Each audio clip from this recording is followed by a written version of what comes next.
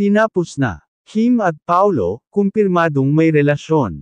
Mga ka-Celebrity Hub, finally, ang matagal nang inaasahang official confirmation ay narito na.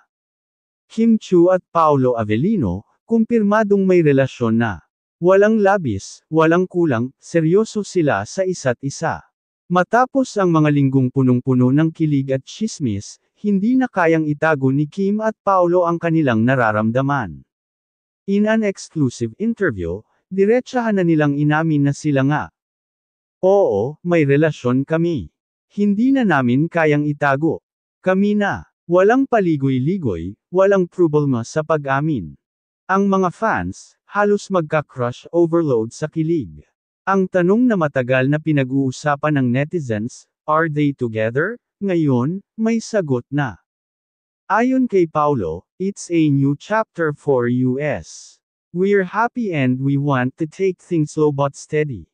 Samantalang si Kim naman, all smiles at super grateful sa lahat ng sumusuporta sa kanilang relasyon.